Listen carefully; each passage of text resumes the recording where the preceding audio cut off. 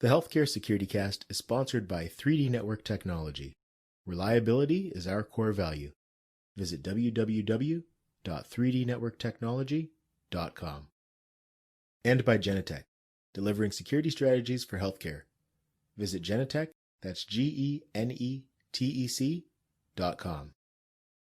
And by the Change Execution Group. Visit 360lifetransformations.com.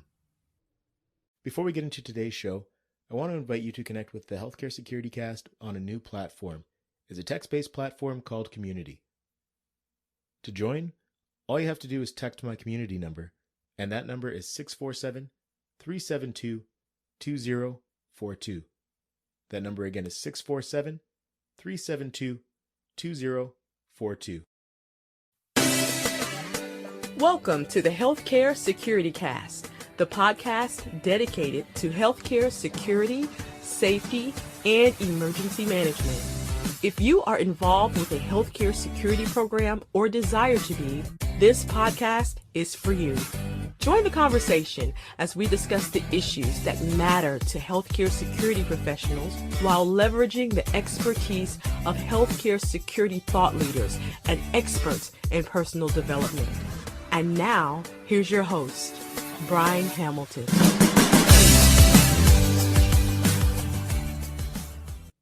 Welcome to the Healthcare Security Cast for Tuesday, October the 6th, 2020. On this episode, we're joined by Ameera Cluntun and Khalid ALOraij of the Health Academy in the Saudi Kingdom. They'll walk us through the process of professionalizing healthcare security practices in the kingdom while scaling a new program to well over 5,000 security personnel. We'll learn what's involved in developing a program and the process that has been followed to get to this point. The first class of students will be graduating very soon, and this is a program you'll definitely want to watch. Hope you enjoyed the episode, and let's get right into the discussion. Welcome to the Healthcare Security Cast. Today I have some special guests from the Health Academy. I'm joined by Khalid ALOraij and Ameera Cluntun. Thank you for joining me today.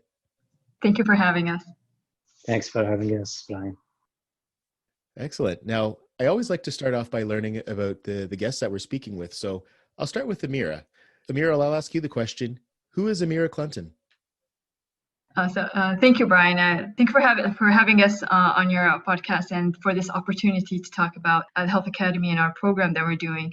In short, my background actually is I'm an emergency physician. I have a degree in health profession education, and I'm currently working at the Health Academy at the Saudi Commission of Health Specialities in Saudi Arabia as the Executive Director of the Academic Affairs. Thank you very much, Ameera. And Khalid, I'll ask you the same question. Who is Khalid ALOraij? Khalid, actually, my name is Khalid ALOraij. I'm actually coming from HR and entrepreneurial side. I'm now looking after the job creation and business partners in the Health Academy. In simple, I'm a very simple guy who want to raise the bar in any service or product that I'm working on or producing. Okay, perfect. And I'll say both of you are very modest. So I appreciate that. I appreciate that side of you. Thanks. Before we talk about the security program, let's talk about the global reach of the Health Academy. What are some of the ways that the Health Academy has a global reach? I believe now talking about the Health Academy in terms of concept, we are coming with a new concept that it's not exist in most of the countries worldwide.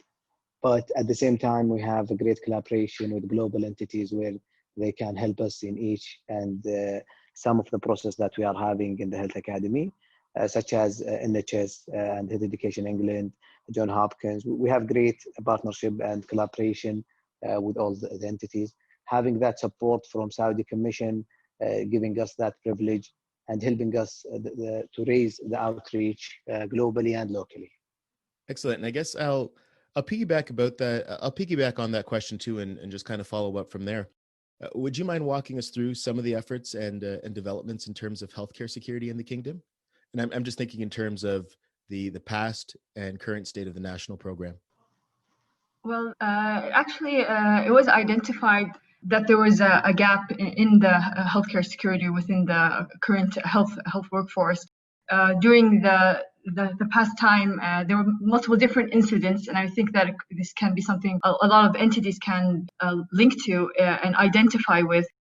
For example, issues with missing kids from nurseries after birth, certain areas from safety hazards, some fires, and care from those perspectives. So this was identified on a national level that this needs to be addressed in a very better structured manner. And once it was looked into, the gap that was identified, that the current force that is there that are taking care of the healthcare security didn't have any professional structured training that actually filled in the needs of the system that we had. They had basic training, security, but they weren't very familiar with the healthcare system itself. So there was a gap of what they're working and their expectations as well. So the idea of having a national structured program that can close this gap that was identified for better healthcare, and this is what the initiative came for, this program on a national level, not only on an institutional level. Excellent. We'll dive into that a little bit more as well. Just the whole structuring of the program. Now, I'm just curious to know, what is the future state of the national security program? Like, how big do you think it will be? What are some of the considerations? Well, actually thinking that we want to expand because it's we're investing in the first batches of this program that we're doing for healthcare security. We believe that investing in them and making sure that they move this forward and make sure that it has a clear impact on the healthcare system as well. So we look forward for this to become a well-structured on a full level, having them identified clearly as a part of the healthcare system as well, and the role not being in silos, but actually working within the workforce and the health community and the workforce there, and see how added role they have. So it's not just the job of like linking it and keeping it to a silos to a security, but their impact of the full force. And during the current state of the pandemic and COVID-19, it was identified how much important the role they have, and how much skills and certain skills that are needed for them that they were trained on, so they can be a part of the workforce in our fight against this huge pandemic. I don't know if Khalid wants to add anything. Yes, I believe now we are coming with the healthcare transformation headed by the Crown Prince. The healthcare security is part of the healthcare transformation in the kingdom. It's not our mandate and our actual desire only. It's even the government desire. Everyone, the high leadership in the healthcare sector, everyone wants that change to happen. And I believe there is no such a change happening worldwide in any country. Now, the healthcare security are taking a big part in the healthcare transformation because they are the first point of contact with any relation with the patient or with the end customer or end users in all the healthcare facilities. The future that we are having, we are heading to have more than 5,000, 6,000, 7,000 people in that program. We are expecting more to come, more to grow. I'm talking now about only the government sector. The private sector are looking up also to have similar concepts. What we are trying to do now is doing the two roles, is having the right people and at the same time changing the mindset and the concept about the role with showing with awareness programs that will raise actually the understanding of the role among even not only the trainees themselves, even the patients or the end users themselves. Future, I believe, is open. Everyone wants that to happen. We have nothing to stop the growth that we are having. We have a usual gathering with all the stakeholders and the top management in the government, just talking about such programs and other programs that we are having. Excellent. Now, what you've described is obviously a very large program protecting the healthcare facilities in the kingdom. And you talked about also the importance of the security staff's capabilities, just because they're the first point of contact, and touched on a couple of other things as well. What are the requirements for security personnel in the security program? Great question. I believe when we talk about requirements, we have two types of requirements. The requirements actually to join the program, and the requirements actually to get the job. What we do as a model, we take people from the unemployment pool. We get them through bridging programs. That bridging program will end up with getting the job for that people. The program is training and employment. And now what we do actually at the beginning, we start with classifying that job, either in the healthcare system or the Ministry of Human Resource, whatever system that has relation with that role. We start with classifying the job, having that job listed everywhere in the government sector. And then we start by doing that activities related to issuing the programs and etc. We have a requirement for the people to join the program. The people to join the program, they are coming from the science background, normally Bachelor of Science. They join the program 3 to 4 months. The program, maybe Dr. Ameera can elaborate more on the details of the program. It's contain even a training during that program. At the end, once they get the classification and they pass the Saudi Commission exam, they will be joining that job as a healthcare security officer or healthcare security technician. Yeah, I'll just add that we do have a very thorough process in selection and personnel who will be joining this program. So we do the announcement as Khalid mentioned, and we do a lot of screening, making sure regarding their previous background in their bachelor's degree, what they have majored in before, and look into they have a selection process as in interviews as well, making sure that they are fit for this role and they have good records as well, and we look into that in their selection process. Because as mentioned, that they are going to be employed immediately after they finish this program. So it's like similar to the selection of once they actually apply to a new job. So multiple areas are making sure into the selection process, because we do believe that this role usually also not any individual can fulfill it. They do need certain background, certain prerequisite skills, let's say, and knowledge that they can build on as they join this program and take the educational knowledge that is needed. No, that sounds good. It's great that there's such a high requirement and a fairly high threshold for an entry-level position. It's great to see, because it is, at least from my perspective, where I live, it is difficult to make those kind of requests for a frontline security officer. So it's great that you're able to do that. I love what you guys are doing with the program. Now, in terms of the development of the program that's underway, you'd already done all the necessary research, the due diligence to develop your own text and just educational content for your security staff. Now, in an effort to be globally aligned, you decided also to consult with the International Association for Healthcare Security and Safety, just to ensure that you have the best information and education available to your staff. What was the strategy or the thinking behind teaming up with the IAHSS? So what we do in the Health Academy that we do have for all our programs. So we do have other programs along with the healthcare security program that we have. But what we do, it's a regular educational process just to ensure quality.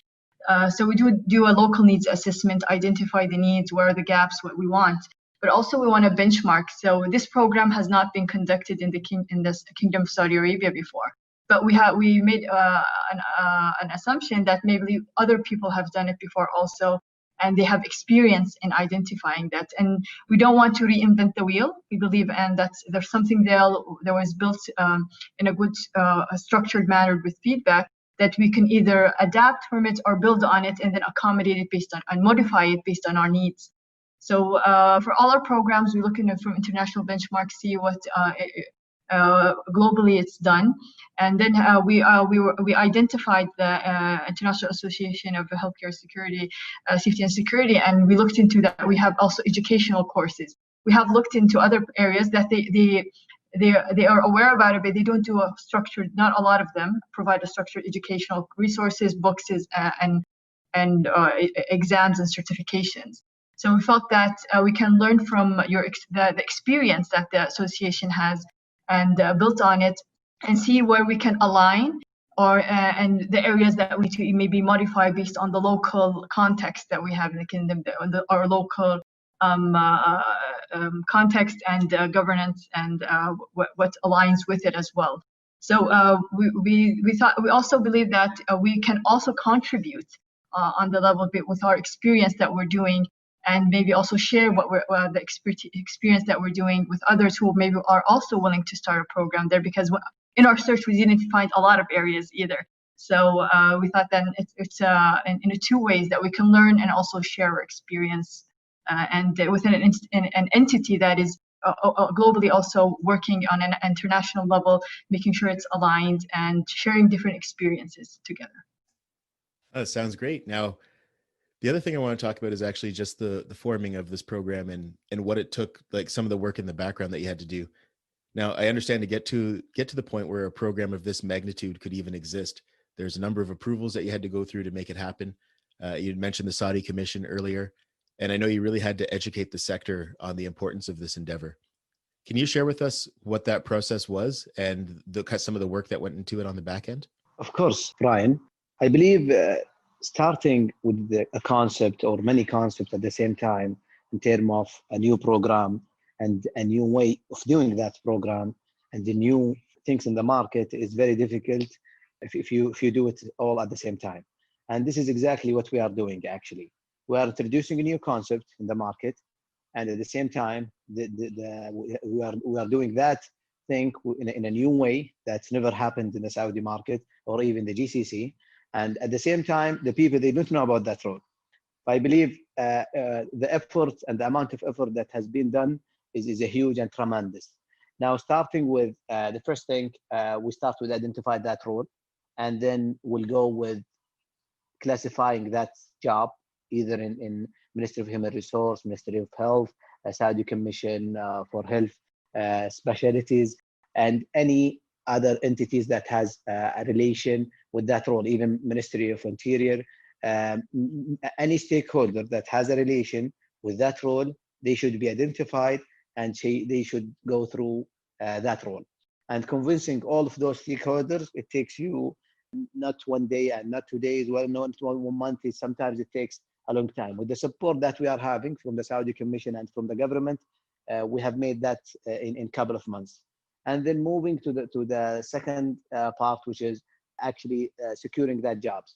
Now, after we identified the role, we move to getting the job, and the employers that they have the interest to join that program, they will share with us their needs, and they will fill the form for actually what they need and the specification that they want, and if there is any commitment that they are expecting from that students. We want things to be clear from the beginning. And then we'll move to designing the curriculum. I'll leave it to Dr. Ameera before I complete the cycle. Ameera, you can move on to the curriculum design, then I can go back to announcing the job. Thank you, Khalid, for that. To continuing the process itself, so once we identify a clear job description and the role is really identified, from that, we make sure that the competencies that are expected for the people who graduate from the program is also identified. So we build our curriculum in a methodology that we focus on with the end in mind. Usually in the education, we start with the end in mind. So we are the core competencies that each role for this new program, and we're talking about the healthcare security program, that the competencies are all clear and identified. Based on that, we will go back to identifying some subject matter experts who work in the field, who have expertise in working within the safety and in healthcare or the security within healthcare, because we identified they were a little bit in a way separate. So we brought them all on one table. We did a committee with all the subject matter experts as a scientific committee, and we identified, so these are the competencies. If some of them had some training and experience before as they do the training for the onboarding for the new staff. And so us as educator background helped them in designing this curriculum, making sure that it was a blended method. It's because it's very practical. There are some elements of theory, but we wanted to design it as they do the theory and practical at the same time to make sure they gain competencies with continuous assessments. Areas of including their physical health, making sure their well fit also is incorporated within the curriculum. And identifying certain things within the healthcare sector. It was really clear that people who are coming in this program are not aware about it. So we want to make sure that they understand the healthcare system, the system that they're going to be working in. It becomes very clear to them what is the system, how it works, and different terminologies if they're not aware about it, because also the Arabic speaking and the English language want to make sure that they are also proficient in those matters, so they can communicate with anyone who comes into the healthcare system or facility as well. We also identified clearly how we want to do a final assessment for them as they graduate, because we believed it's a practical. We didn't want to make sure that the final exam is written. They do have elements of written exam, but the final exam is more a practical simulation drill for them to actually do some encounters. And we see how they actually perform during that. So that was all planned to also the exit final exam to make sure that they are competent in that. They also have a couple of weeks, we call it like an internship, that they actually go and rotate within the hospital, different facilities, to make sure they go through all of them. Taking into consideration not all hospitals have the similar facilities. So we want to make sure that they are competent in everything, regardless of where they will be working in the future. So they're aware about the different command centers, different safety hazards, and being able to respond to different codes and disaster situations. So these are all things that were identified with the subject matter experts. And we also went and looked into also who work in the healthcare sector. We wanted their feedback and what are the gaps they feel that the current health security have, or difficulties or challenges that they have with them. Personally, from my emergency background, I also have things that I feel that they're not well proficient in it. So we wanted to make sure that that the team that they will be working with also had some feedback on it.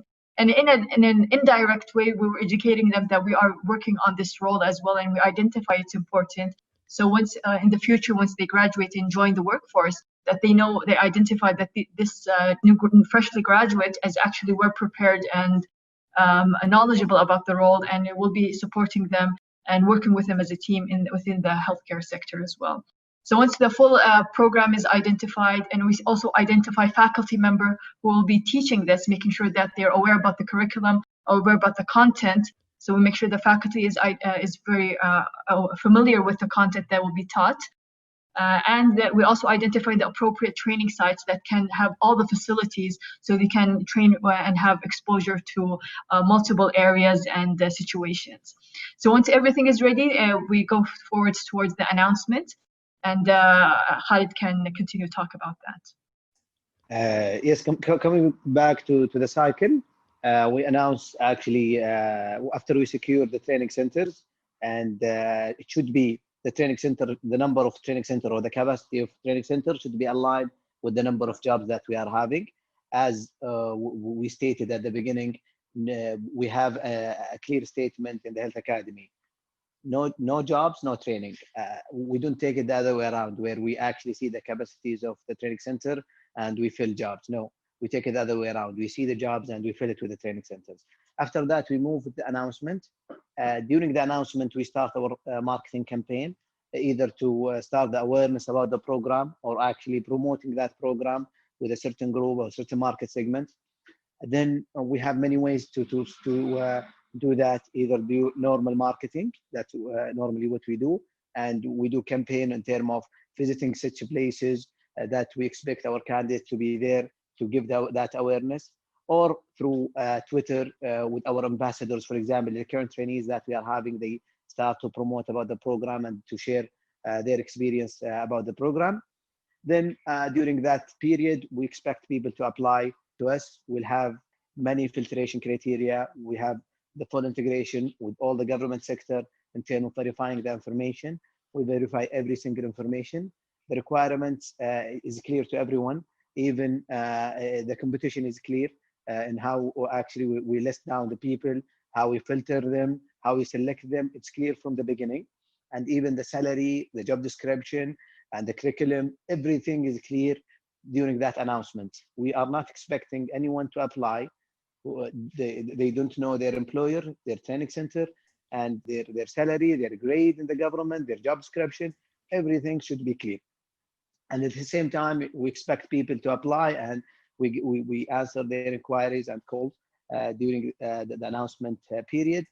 After that, we start with arranging the interview with the selected people, and then we'll move to arranging that interviews The interviews are happening in all the cities in the kingdom. There are 3 representatives, from the employer side, from the training center side, and from the health academy. We have a bank of questions. We have a certain criteria clear to everyone. We have a guideline during the interviews to make sure that everywhere happening the same, and we have a fair evaluation for everyone. And then we'll move after that to the selection. During that period, we expect our candidate experience team to focus on enhancing that experience, making sure that our SLAs has been met, and making sure that actually even during inviting the people in interviews, we have like a booth where we bring subject matter expert, and at the same time another corner for anyone who has any question that hasn't been answered. And then we'll move to selecting those people. After we select, we communicate with the selected people, and when they are expecting to start, and with all the details and the onboarding process. At the same time, the rejected people, we don't say, no, you are rejected, that's it. No, we actually analyze the reasons for the rejection. We mainly see that if the reason, for example, is the lack of English language, we give them codes, for example, or discount from different providers. And for example, we have secured 50% discount for one of the programs where they go with their rejection letter or apology letter, they can get that discount. What we try to do is actually saying to them, go develop yourself, and we are expecting you to come back.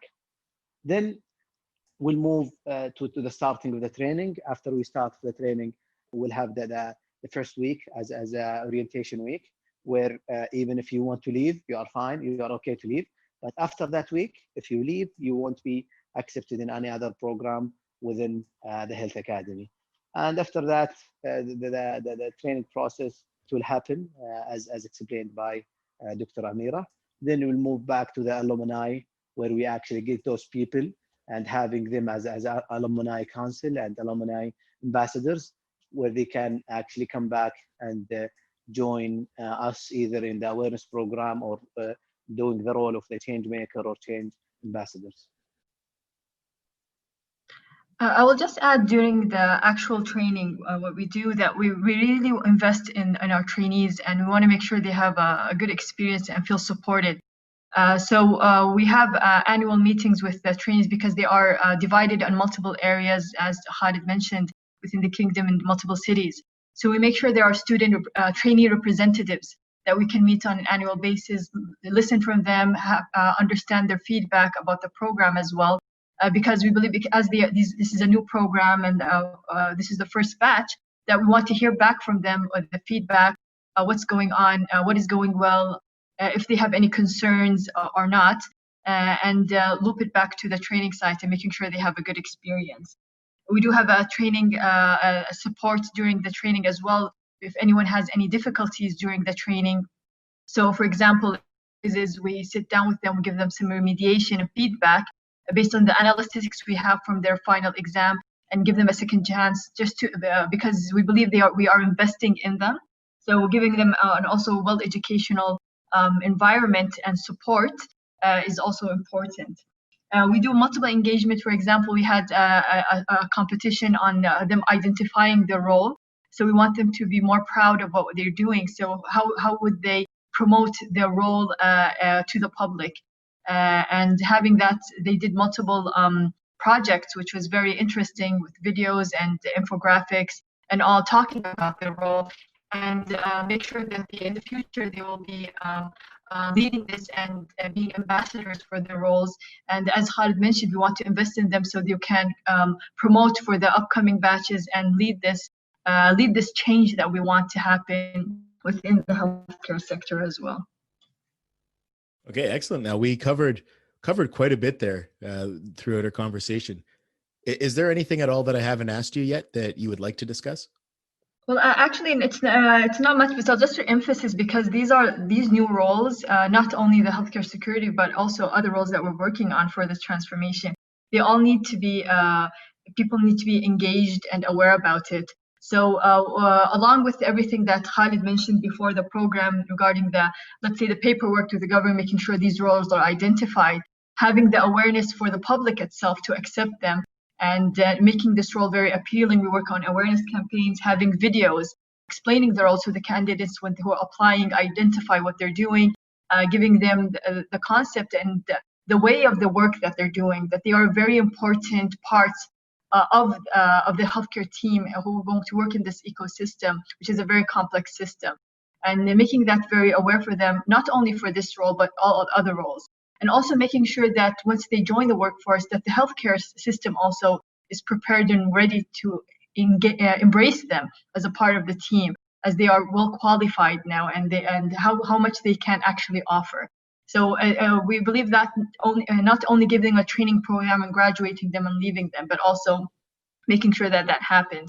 As Khalid mentioned, we do have an alumni system, and what we want to do is actually follow up with them once did they actually achieve the competencies, the return on investment, in other words. Did they actually achieve the change that is needed? Did they make a difference in the healthcare system? Did they actually close the gap? Or is it just an assumption that we want to make? And then feed that back also to the program, making more improvements. And in the future, how we can work with them and making sure this program continues and continues to improve and fill in the gap and needs that for the system that we have. Okay, and what can we expect to see from you in the future? From Health Academy point of view, I believe people will be expecting us to work on actually supporting that new role, supporting the transformation that's happening in the government in terms of healthcare. I believe Health Academy now, they are competing with themselves. That doesn't mean that we don't have competitors, but our aim is the sky. We don't have a limitation. We don't look at our competitors or actually any other system that's happening anywhere. Actually, we try to consult everyone, but at the end, we compete with ourselves. Today, the transformation that's happening are playing a critical role in the healthcare system. We have many roles that has been identified right now. Today, we have the healthcare security, and also we have the nursing care assistant, and also we have the dental care assistant program, and we have the clinical coding program. And in terms of age, as a Health Academy, we are around a year or less, and we are still heading there. What we expect actually to have more programs, more support for the national people, actually even redefining the practices that happening today in terms of healthcare practices or understanding of the roles in the kingdom. Excellent. And as we wrap up, is there a special message that you have for the Healthcare Security Cast community, for all of our listeners out there? I would say be ready for our people. We have great people. They are hitting the ground running, and I believe they will be changing even the concepts and even whatever happening right now with raising the standards, not only locally, I believe globally.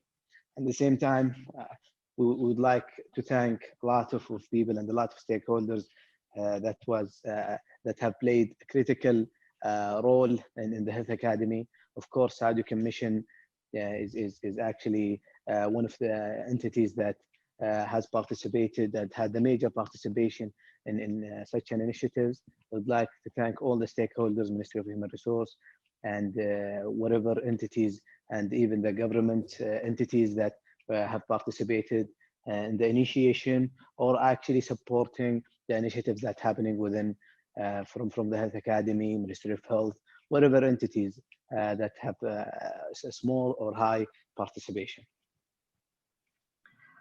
I'd like to also add that for the healthcare security community, that we do believe that this is a very important role and entity, and we appreciate all the work that they do, and being also in the front line. And that's why we totally believe in the program that we're doing, and we're investing in it. So we want to make sure that our graduates also join this community, and also enriching the experience that we have and share it with everyone, and that you also accept them to be part of the healthcare security committee. So I agree with Khalid that you be prepared. So we do look forward, and we have a lot of great candidates that we are very proud that they are part of this program, and we do have they have a great potential.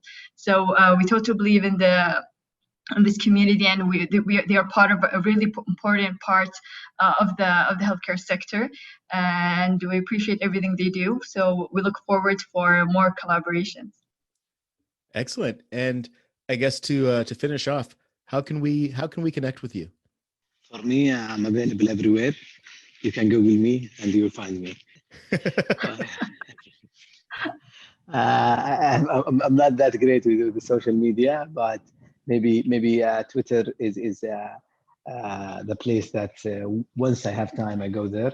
And anywhere you will find an email, or you'll find my email is in LinkedIn and the social media, and I'm more than happy to answer or get any inquiries from anyone.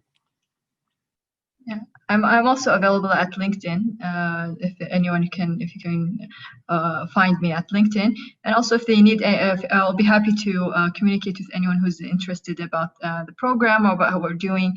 I'll be very happy to share our experience as well with anyone. And if anyone wants to connect through you, Brian, we're open for that as well. Oh, that sounds good. And I can appreciate that it is challenging. I know you guys have a lot going on, so it can be tough to stay on top of the social media. I can definitely appreciate that. I want to thank you both so much for taking the time to be on the show today. I do really appreciate it. Like I said, I know you both have a lot going on, and you're both very, very humble and modest young professionals who are doing some great things. So again, I appreciate you taking the time. Thank you, Brian. And even I'd like to thank the hero behind this health academy is Dr. Sami Alsolamy. Dr. Sami Alsolamy is one of the great people that was pushing big time to make that happen. So our thanks to him individually. Yeah, so I also like to thank you, Brian, for having us on your cast, and hopefully that everyone who's listening also enjoyed our experience and that what we shared together. So thank you for that. Thank you. And this concludes another episode of the Healthcare Security Cast. Thanks for tuning in. Just to give an update, we've been downloaded over 6,300 times in 76 countries. So as always, thank you for your support. To stay up to date with podcast episodes, giveaways, and other events that are taking place, join the Healthcare Security Cast community by texting 647-372-2042. That number again is 647-372-2042. Join us next week for Healthcare Security and Safety Week. We have a couple of special things planned for next week. Be sure to tune in. And lastly, on October 22nd, we'll have the first Healthcare Security Cast virtual networking event.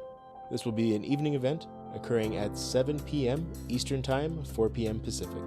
For more details, feel free to connect with me directly. You can connect with me on any of the platforms. I'm the only Brian, B-R-I-N-E, Hamilton on any of them. Until next time, stay safe and take care.